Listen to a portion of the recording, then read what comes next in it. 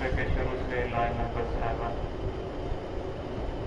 سورۃ النساء کی آیت نمبر 30۔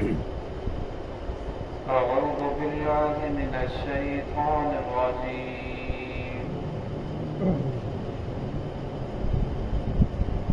بسم اللہ الرحمن الرحیم۔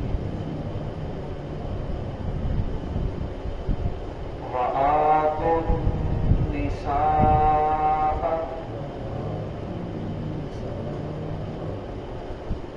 صدقاتهن نحلة فإن طبن لكم عن شيء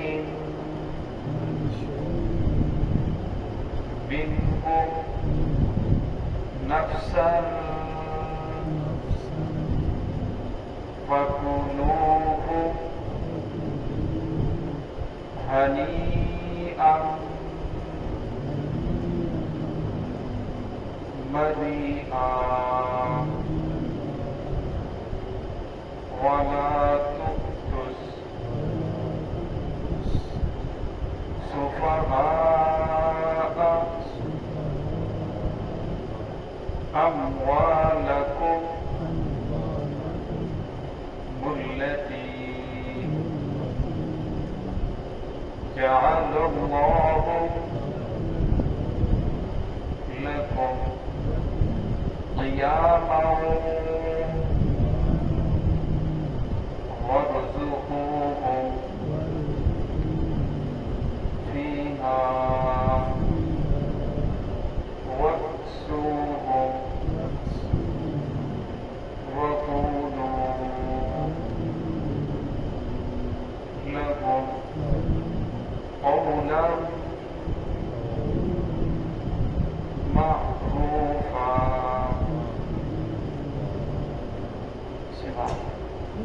بسم اللہ الرحمن الرحیم۔ وآتوا النساء صدقاتهن نحلة فإن طبن لكم عن شيء منه نفسا فكلوه هنيئا مريئا ولا تؤتوا السفهاء أموالكم التي جعل الله لكم قياما وارزقوهم فيها واكسوهم وقولوا لهم قولا معروفا۔ وآتوا النساء صدقاتهن نحلة، اور عطا کرو عورتوں کو ان کے مہر نحلہ خوشی کے ساتھ۔ فإن طبن لكم عن شيء منه نفسا، بس اگر وہ اپنی خوشی سے کچھ چیز تمہیں معاف کر دیں، فَكُلُوهُ، بس اسے کھاؤ، ہنیئا مریئا، نچتا بچتا یعنی خوشی کے ساتھ مزیدار۔ وَلَا تُؤْتُوا السُّفَهَاءَ أَمْوَالَكُمُ الَّتِي، اور نہ عطا کرو اپنے مالوں کو بے وقوفوں کو، الَّذِي جَعَلَ اللَّهُ لَكُمْ قِيَامًا، وہ مال کہ جسے اللہ رب العزت نے بنایا ہے تمہارے لیے قیاماً سہارا، وَارْزُقُوهُمْ، انہیں کھلاؤ، فِيهَا، اس مال میں سے، وَاكْسُوهُمْ، انہیں پہناؤ، وَقُولُوا لَهُمْ قَوْلًا مَعْرُوفًا، اور ان کے لیے کہو اچھی بات، نرم بات۔ یہاں سے اللہ رب العزت نے سورۃ النساء سے عورتوں کے احکامات کو بیان فرمایا۔ اس سے پچھلی آیت کے اندر اللہ رب العزت نے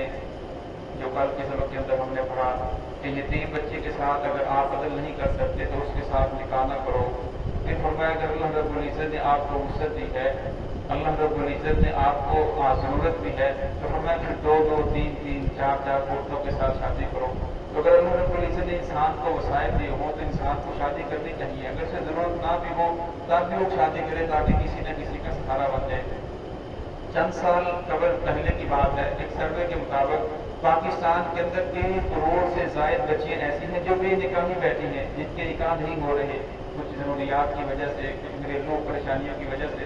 تو فرمایا اگر اللہ رب العزت نے آپ کو وسائل دی ہیں تو پھر انسان کو 2 2 3 3 4 4 کے ساتھ جتنی اس کی وسعت ہو شادی کرنی چاہیے۔ اور پھر فرمایا اگر تم عدل نہیں کر سکتے تو پھر اللہ رب العزت نے فرمایا کہ ایک کے ساتھ ہی نکاح کرو، تاکہ ایسا نہ ہو 2 2 کے ساتھ 3 3 کے ساتھ یا 4 4 کے ساتھ کرنے کے بعد ان کے اوپر ظلم کرو یا کسی کے حقوق کی حق تلفی ہو۔ تو یہاں اللہ رب العزت نے فرمایا جب تم نے ان کے ساتھ شادی کر لی تو فرمایا جس وقت وآتوا النساء صدقاتهن نحلا، تم نے جو مہر مقرر کیے ہیں اس مہر کو خوشی کے ساتھ دو، ایسا نہ ہو کہ اس کو جرمانہ سمجھو، اپنے اوپر بوجھ سمجھو، فرمایا نہیں بلکہ اس مہر کو خوشی کے ساتھ دینا چاہیے۔ اصل کے اندر بچی جس گھر کے اندر پیدا ہوتی ہے جب اس گھر کے اندر رہتی ہے تو اسے شریعی اعتبار سے دیکھا جائے تو گھر کی کچھ نہ کچھ چیزیں اس کی ملکیت ہوتی ہیں۔ اگر بڑا گھر ہو تو اس گھر کے اندر اس کا ایک علیحدہ کمرہ بھی ہوتا ہے، اگر ذمہ دار لوگ ہیں تو پھر اس کی کچھ نہ کچھ زمین بھی ہوتی ہے۔ اور جب بچی جوان ہو جاتی ہے، جوان ہونے کے بعد اس کا نکاح ہوتا ہے اور فرمایا جب وہ اگلے گھر کے اندر جاتی ہے اپنا نیا گھر بنانے کے لیے، وہاں دوسرے گھر کے اندر منتقل ہوتی ہے، تو شریعت نے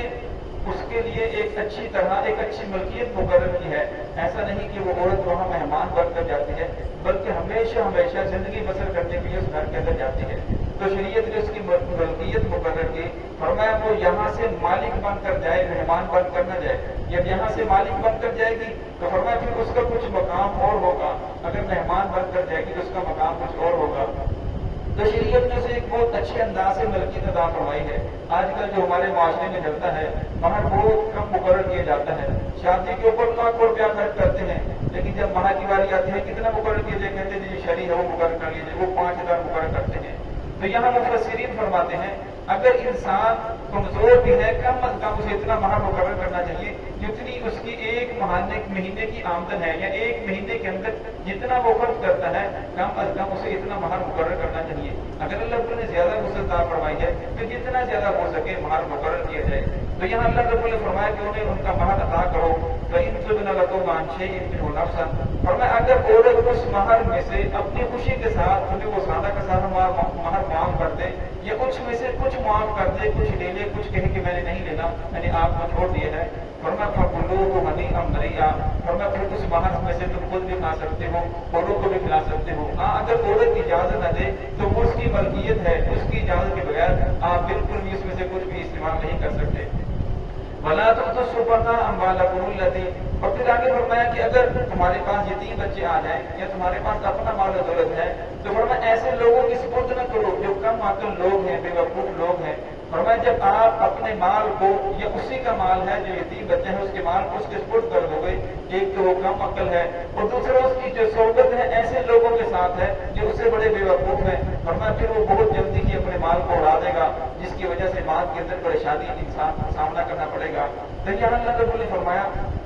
جعل اللہ لکم قیاما، وہ مال جو تمہارے لیے سہارا ہے۔ اگر انسان کے پاس مال نہ ہو تو وہ کھائے گا کہاں سے، پہنے گا کہاں سے، زندگی کیسے بسر کرے گا، یہ بھی ایک ضرورت ہے۔ حضرت سفیان رحمۃ اللہ علیہ ان کا بہت اچھا کاروبار تھا، تو کسی نے کہا آپ تو دنیا کے اندر مشغول ہو کر دنیا کے رہ گئے ہیں، تو کہنے لگے کہ نہیں بلکہ اس دنیا نے مجھے بہت سارے گناہوں سے بچا لیا ہے، اگر یہ میرے پاس دنیا نہ ہوتی تو فرمایا لوگ مجھے استعمال کر کے پھینک دیتے، کہ دنیا کی وجہ سے میں بہت سارے گناہوں سے بچ چکا ہوں اور بہت ساری نیکی کرنے کی مجھے توفیق ہوئی ہے۔ تو فرمایا اگر انسان دنیا کمائے اور دنیا کماتے ہوئے وہ اللہ رب العزت کی ذات سے غافل نہ ہو، فرمایا جتنی بھی دنیا کما رہا ہے وہ دنیا کمانا اس کا عبادت ہے، وہ دنیا نہیں بلکہ وہ نیکی ہے۔ اگر فرمایا دنیا کے اندر لگ کر اللہ رب کی ذات سے غافل ہو جائے پھر اسے دنیا کہا جاتا ہے۔ تو یہاں اللہ رب نے فرمایا